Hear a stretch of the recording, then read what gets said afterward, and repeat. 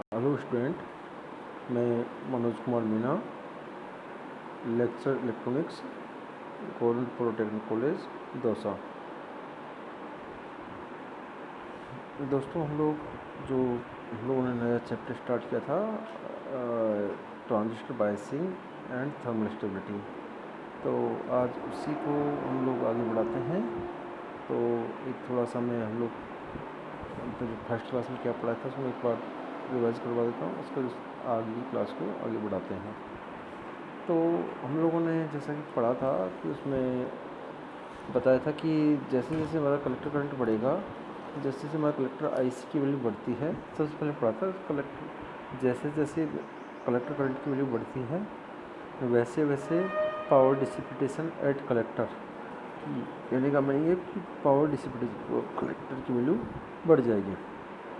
Power डिसिपिटेशन की value बढ़ेगी तो हमारा हीट बढ़ेगा, हीट बढ़ने पर हमारा टेम्परेचर बढ़ेगा, टेम्परेचर बढ़ेगा तो आईसी की वैल्यू बढ़ेगी, आईसी की वैल्यू बढ़ेगी तो वापस ये साइकिल स्टार्ट हो जाएगा कि आईसी की वैल्यू बढ़ेगी तो पीसी की वैल्यू बढ़ेगी, पावर डिसिपिटेशन कलेक्टर, हीट बढ़ेगी, फिर टेम्परेचर बढ़ेगा, फिर कलेक्टर करंट बढ़ेगा। तो ये इसके बारे में हम लोगों ने विस्तृत से चर्चा की थी। यदि आपको कोई भी डाउट है तो इससे पहले वाला वीडियो देखें। अब उसके बाद हमने पढ़ा था थर्मल रन अवे। तो उसमें मैंने बताया था by increasing temperature IC increases and at a situation transistor get burn out. जैसे जैसे टेम्परेचर बढ़ाएंगे तो आईसी की वैल्यू इंक्रीज हो जाएगी और एक कंडीशन ऐसी आएगी कि हमारा ट्रांजिस्टर बर्न आउट हो जाएगा। The thermal runaway runaway of transistor due to thermal condition is called thermal runaway. जो ऐसे रन अवे जो हमारे थर्मल कंडीशन के कारण हो तो उसको बोलते हैं thermal runaway. PC is not only due to IC. PC केवल हमारा जो कि पावर डिसिपिटेशन कलेक्टर है केवल और केवल आईसी के कारण नहीं होता है, but is also due to VC. क्योंकि हम लोगों ने जैसे पढ़ा है कि जो पावर डिसिपिटेशन कलेक्टर है उसकी वैल्यू आईसी को हम लोग जब वीसी से मल्टीप्लाई करेंगे तो इसकी वैल्यू आएगी पीसी की वैल्यू।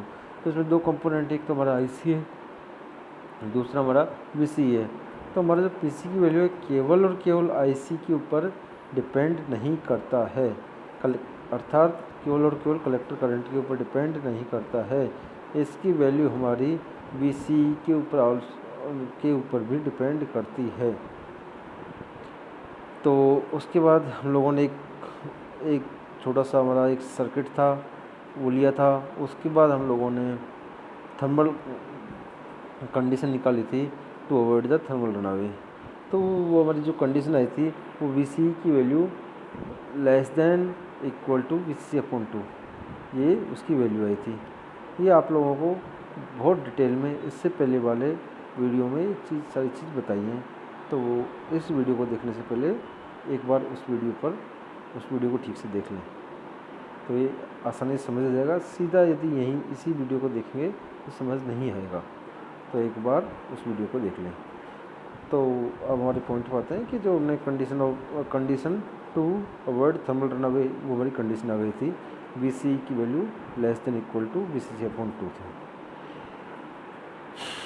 अब टेम्परेचर बढ़ाएंगे तो आईसी की वैल्यू बढ़ेगी, टेम्परेचर बढ़ाने से आईसी की वैल्यू हमारी बढ़ती है। Always if there is no thermal runaway we want temperature so that Q point doesn't shift. जैसे जैसे हमारा टेम्परेचर बढ़ाते हैं तो क्यू पॉइंट शिफ्ट नहीं होता है। तो आईसी की वैल्यू तीन कंपोनेंट के ऊपर डिपेंड करती है, एक IC0, दूसरा BB, तीसरा बीटा। ये हमारे तीन कंपोनेंट हैं, उनके ऊपर आईसी की वैल्यू डिपेंड करती है।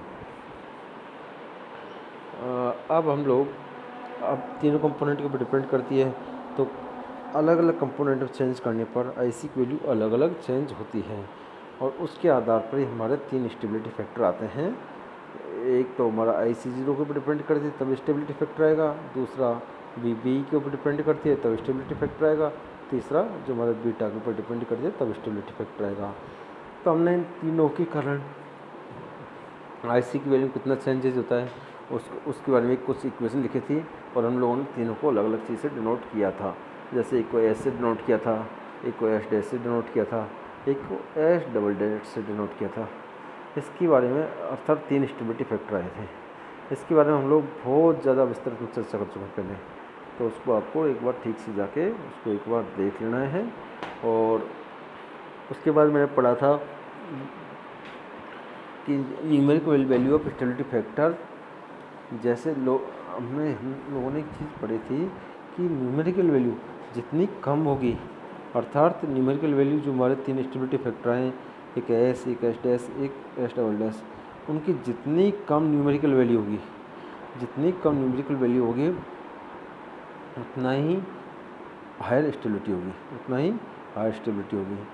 तो उसके बाद हम लोगों ने जैसा कि मोटा मोटा पढ़ा था, IC0 होता है रिवर्स सैचुरेशन करंट, ये हमारा माइक्रो एम्पियर में होता है, ये हमारा तो इसकी value micro ampere.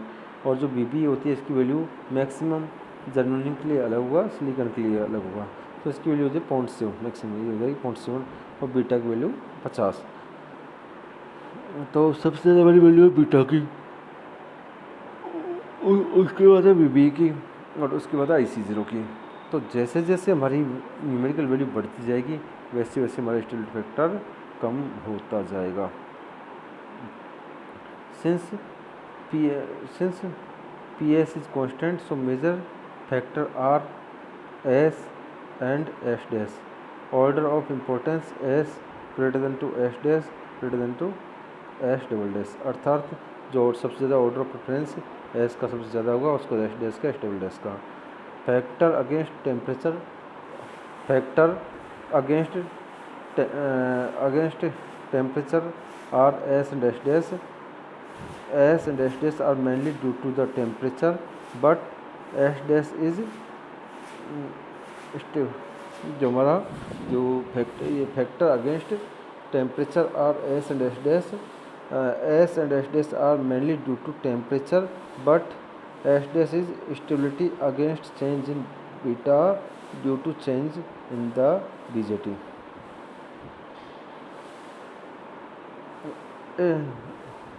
It has been noticed that if S is reduced, then S and S dash automatically reduce. तो S को रिड्यूस करेंगे तो S और S डैश ऑटोमेटिकली हमारा रिड्यूस हो जाएंगे। और हम लोगों ने पहला पॉइंट है S और S डैश दोनों किसके ऊपर डिपेंड करते हैं, टेम्परेचर के ऊपर, but S double dash stability against change in the beta. और जो हमारा S डबल डैश है कि ये केवल जो S और S डैश टेम्परेचर के ऊपर डिपेंड कर रहे हैं, जबकि S डबल डैश है ये केवल ये डिपेंड कर रहा है हमारा बीटा के ऊपर, और बीटा डिपेंड करता है हमारे जो BJT है उसके चेंजेस पर। तो और हम लोगों ने 3 मोटी मोटी बातें पढ़ी हैं, एक तो S और S डैश टेम्परेचर के ऊपर डिपेंड करता है, दूसरा S डबल डैश की वैल्यू, S डबल डैश की वैल्यू ये डिपेंड करती है, S डबल डैश की वैल्यू ये हमारी डिपेंड करती है बीटा के ऊपर, और बीटा डिपेंड करता है हमारा ट्रांजिस्टर, अर्थात हम लोग अलग अलग ट्रांजिस्टर चेंजेस कर देंगे तो S डैश की वैल्यू भी चेंजेस हो जाएगी। तो यदि हम S की वैल्यू कम करेंगे, S की वैल्यू को कम करेंगे, IC0 की वैल्यू कम करेंगे तो हमारा ऑटोमेटिकली S डैश और S डबल डैश इसकी वैल्यू कम हो जाएगी। तो हमारा मोटा मोटा 3 चीज़ समझ आ गई हमें। अब हम लोग एक जो हमारी एक जनरल इक्वेशन है कलेक्टर करंट की, उसके लिए लिखते हैं कि IC बराबर delta IB plus beta plus 1 IC0। हम लोगों ने एक इक्वेशन लिखा। अब इस इक्वेशन को हम लोग S निकालते हैं। जो हमारा S की वैल्यू था, S की वैल्यू थी del IC divided by del IC0, अर्थात ये हमारा stability factor due to IC0 है, तो इसकी वैल्यू है del IC upon del IC0। इसको निकालने की कोशिश करते हैं। हम लोगों ने इस इक्वेशन लिख लिया। इस इक्वेशन को लिखने के बाद में हम लोग इस इक्वेशन को डिफरेंशिएशन कर लेंगे विद रेस्पेक्ट टू IC के रेस्पेक्ट में हम लोगों ने इसका डिफरेंशिएशन किया तो आएगा 1 बराबर beta del IB divided by del IC plus beta plus 1 del IC0 divided by del IC। इसकी वैल्यू ये आ गई। देन जो हमारा इसको हम लोग इसमें थोड़ा सा इसको पक्षांतरण कर लेंगे तो 1 minus beta del IB divided by del I C बराबर बीटा प्लस 1, और जो हमारा del I C 0 divided by del I C है इसकी वैल्यू आएगी 1/s। तो s की वैल्यू आएगी s बराबर 1 plus beta divided by 1 minus beta del I B divided by del I C, ये हमारी वैल्यू आ गई। अब हम लोगों का जो नेक्स्ट जनरल फार्मूला मैं आपको बता देता हूँ कि सबसे इम्पोर्टेंट ये फार्मूला है। अब इस फार्मूले में हम लोगों को del I B divided by del I C इसकी वैल्यू को पुट करना है, उसके आधार पर हमारा स्टेबिलिटी फैक्टर की वैल्यू निकलती जाएगी। अब हम लोगों ने पढ़ा था कि टेक्निक फॉर थर्मल स्टेबलाइजेशन। अब इस फॉर्मूले को हम आगे यूज़ करेंगे। और तो अब हम लोग टेक्निक देखते हैं कि थर्मल स्टेबलाइजेशन की कौन कौन सी टेक्निक है। There are mainly 2 technique of thermal stabilisation. पहली बायसिंग टेक्निक, दूसरी कंपनसेशन टेक्निक। पहली है बायसिंग, दूसरी कौन सी कंपनसेशन टेक्निक। तो बायसिंग टेक्निक में हम लोगों ने एक सर्किट है, ये वाला सर्किट वोल्टेज डिवाइडर बायस और ये फिक्स बायस। अब फिक्स बायस का देख लेते हैं हम लोग। फिक्स बायस में ये हमारे दिया हुआ है बायसिंग टेक्निक, ये फिक्स्ड बायस। अब बायसिंग टेक्निक 2 तरह की होती है, विदाउट वोल्टेज डिवाइडर। जो फिक्स बायसिंग होती है विदाउट वोल्टेज डिवाइडर और विद वोल्टेज डिवाइडर। पहला सर्किट है ये वोल्टेज डिवाइडर और दूसरा विदाउट वोल्टेज डिवाइडर। और अब इसमें बायसिंग टेक्निक हमारी 4 होती हैं। एक फिक्स बायसिंग, दूसरा सेल्फ बायसिंग, और सेल्फ बायसिंग को बोलते हैं हम लोग एमीटर फीडबैक बायसिंग। और एमीटर फीडबैक बायसिंग भी 2 तरह की हो जाएगी।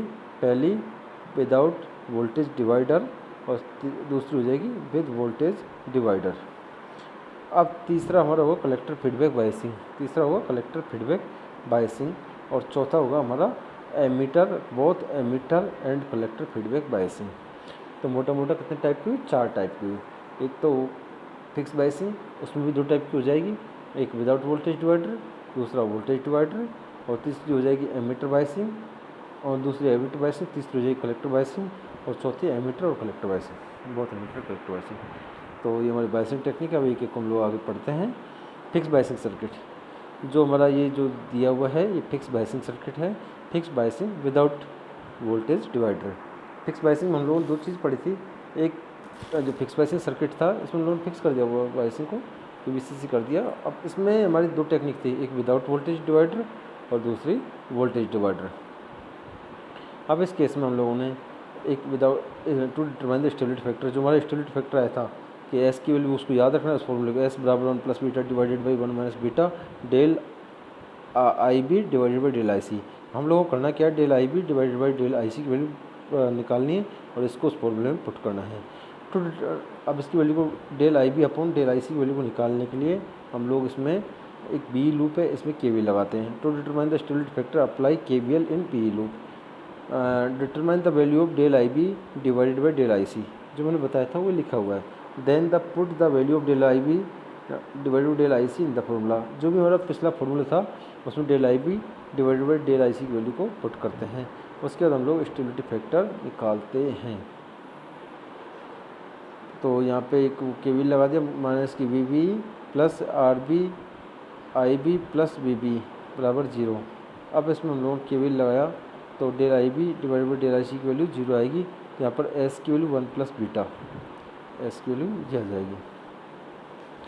और fix biasing with voltage divider, fix biasing with voltage divider, इसकी वैल्यू आएगी, इसकी वैल्यू भी ये भी एस बराबर 1 प्लस बीटा।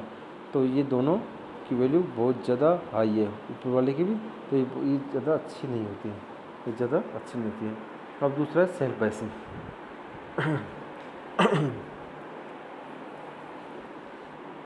सेल्फ बायसिंग हमारा जो एमीटर है वहाँ पर एक हम लोग एक रेजिस्टेंस लगा देंगे। ये हमारा सेल्फ बायसिंग सर्किट है। सेल्फ बायसिंग में अब हमारा तरीका वही है, हम लोगों को निकालना है, हम लोगों को स्टेबिलिटी फैक्टर निकालने के लिए del I B divide by del I C, इसकी वैल्यू को निकालना है और जो हमारा फॉर्मूला था वहाँ पर इसको पुट कर देना है। अब इसको निकालने के लिए जो del I B divided by del I C है, इसको निकालने के लिए हम लोगों ने जो self biasing without voltage divider है, अभी विदाउट वोल्टेज का डिवाइडर, अगला विद वोल्टेज डिवाइडर, इसके विदाउट वोल्टेज डिवाइडर वाला सर्किट है, इसमें केवीएल लगाएंगे। इसमें केवीएल लगाने के लिए हम लोगों को यहाँ पे केवल लगा रहे हैं कि V minus K I B R B minus V B minus K R E into I B plus I C, ये आ जाएगा। अब इसको हम लोगों को पक्षांतर करेंगे तो वी बी बराबर R B I B plus V B plus R E I B plus I C. यहाँ पर जो हमारा एमिटर रेजिस्टेंस है, इसमें हमारा collector current plus emitter current ये दोनों प्रवेश होगा। तो जो हमारा एमिटर का जो करंट है आई बराबर आई सी प्लस आई बी, ये दोनों की वैल्यू आई बराबर आई सी प्लस आई बी होगा। अब हम लोगों को इसको निकालने के लिए इसमें भी हम लोगों को दोबारा से इसका डिफरेंशिएशन करना पड़ेगा। आईसी के रेस्पेक्ट में इसका डिफरेंशिएशन कर दिया। डिफरेंशिएशन करने के पश्चात हम लोग इसका del I B divided by del I C की वैल्यू निकालेंगे और ये आर वैल्यू आ जाएगी।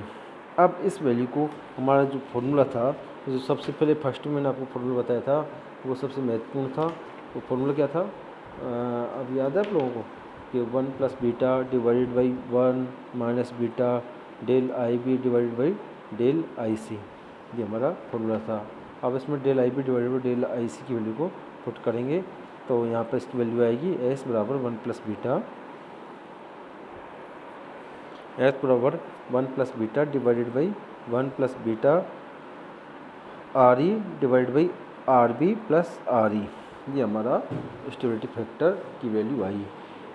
तो हमारा अब स्टेबिलिटी फैक्टर को हम लोग वेरी कर सकते हैं, ये डिपेंड कर रहा है आर बी और आर ई के ऊपर। जो हमारा आर बी और आर ई है, इसके ऊपर ये हमारा स्टेबिलिटी फैक्टर डिपेंड कर रहा है। आप लोगों को स्टेबिलिटी फैक्टर जो हमारा स्टेबिलिटी फैक्टर इन सेल्फ बाइस लेस देन है, स्टेबिलिटी फैक्टर जो फिक्स बाइसिंग सर्किट है उससे कम है। स्टेबिलिटी फैक्टर जो फिक्स बाइसिंग सर्किट था उसमें था हमारा एस बराबर 1 प्लस बीटा, वो उसकी वैल्यू ज़्यादा थी तो हमारा सिस्टम वेरी बैड था। और इसमें स्टेबिलिटी फैक्टर की वैल्यू कम है तो हमारा सिस्टम अच्छा है। तो अब हम लोग इसको थोड़ा सा जो इसमें से हम लोग जो नीचे वाला है इसमें से हम लोग आर ई कॉमन ले लेते हैं ऊपर नीचे से, तो इसकी वैल्यू आएगी एस बराबर 1 plus beta divided by 1 plus beta into 1 divided by 1 plus R B plus R E. अब हम लोग चाह क्या रहे हैं कि हमारा एस की वैल्यू कम से कम हो। एक्स की वैल्यू कम होने के लिए हम लोगों को जो आर बी एस की वैल्यू कम होनी चाहिए तथा आर बी की वैल्यू ज़्यादा होनी चाहिए। तो हमें बैटरी स्टेबिलिटी के लिए क्या है, बैटरी स्टेबिलिटी के लिए हमें चाहिए मोटा दो चीज़। एक तो आर ई की वैल्यू जो एमिटर रेजिस्टेंस है इसकी वैल्यू हमेशा ज़्यादा होनी चाहिए और आर बी की वैल्यू कम होनी चाहिए। ये हमारा एक रिजल्ट आया कि हमें बैटरी स्टेबिलिटी के लिए एमिटर रेजिस्टेंस की वैल्यू को ज़्यादा तथा बेस रेजिस्टेंस की वैल्यू को कम रखना पड़ेगा। ठीक है। अब देखो, अब हम लोगों ने टू इम्प्रूव एस, जो एस को बढ़ाने के लिए वी यूज आर ई का क्या कर रहे हैं, but in A C R E provide negative feedback. हम लोग स्टेबिलिटी तो आर ई से बढ़ा रहे हैं, किया स्टेबिलिटी के लिए हम लोगों को आर ई चाहिए। थोड़ा सा महत्वपूर्ण चीज़ है, ध्यान से सुनना है कि हम लोग जो स्टेबिलिटी को बढ़ाने के लिए तो एमिटर रेजिस्टेंस का यूज़ कर रहे हैं, लेकिन ये एमिटर रेजिस्टेंस है आर ई, ये नेगेटिव फीडबैक देता है। जो हमारा AC होता है उस केस में ये आर ई हमारा नेगेटिव फीडबैक देता है। तो to improve S we use R E हम उसको कर सकते हैं, but in AC R E provide negative feedback. DC में ठीक है, बट AC में नेगेटिव फीडबैक दे रहा है। तो सो हम लोगों को रिमूव करना पड़ेगा। So to remove this R E is used in parallel to, so इसको हम लोगों को आर ई को जो हमारा AC सिग्नल है उसमें इसको रिमूव करना पड़ेगा। इसको रिमूव करने के लिए इसके अक्रॉस एक कॉमन लोग एक बाईपास कैपेसिटेंस, एक एमिटर कैपेसिटेंस यूज़ करेंगे, जिसको बोलेंगे कलेक्टर कैपेसिटेंस C। इसको बोलेंगे collector capacitance is used to improve S we use R E, but in AC R E provide negative feedback की बात हो गई अपनी कि हम लोग एस को बढ़ाने के लिए आर ई का यूज़ करेंगे, लेकिन AC के केस में ये नेगेटिव फीडबैक देता है। इसलिए आर ई को AC के केस में हटाने के लिए हम लोगों को कैपेसिटेंस CE यूज़ करना पड़ेगा पैरेलल टू आर ई। इन DC एनालिसिस में कोई दिक्कत है नहीं। DC एनालिसिस में R E improve the stability, जो डीसी एनालिसिस के केस में जो हमारा आर ई की वैल्यू है वो स्टेबिलिटी को बढ़ाता है। Stability hence it must be considered, तो हम लोगों को डीसी के केस में आर ई की वैल्यू कंसिडर करनी पड़ेगी। And in AC analysis R E provide negative feedback, लेकिन एसी के केस में नेगेटिव फीडबैक करना है। And it reduces the gain, इसलिए ये गेन को रिड्यूस कर देगा। Hence it should not be considered in AC analysis, इसलिए गेन को कम करेगा, तो हम लोग इसको एसी केस के केस में यूज़ नहीं करेंगे। So a capacitance C is C called bypass capacitance, तो इसलिए एमिटर कैपेसिटेंस के अक्रॉस यूज़ कर लेंगे, इसके पैरेलल में एमिटर कैपेसिटेंस यूज़ कर लेंगे। Will become open and R E can be used, R E can be used, तो ये ओपन हो जाएगा और आर ई यूज हो जाएगा। इन ऐसे analysis it will become short circuit so that R E can be excluded, और जो हमारा इस सिग्नल है, इस सिग्नल में हमारा आर ई की वैल्यू एक्सक्लूड हो जाएगी। तो मोटा मोटा मैं आपको एक बार और ब्रीफ कर देता हूँ कि हमारा जो हम लोगों का जो हमने लोगों ने जो बाइसिंग पढ़ रहे थे, फिक्स बाइसिंग हम लोगों ने डेरिवेशन किया था। फिक्स बाइसिंग केस में स्टेबिलिटी की फैक्टर की वैल्यू आई थी S बराबर 1 प्लस बीटा, इसकी वैल्यू ये बहुत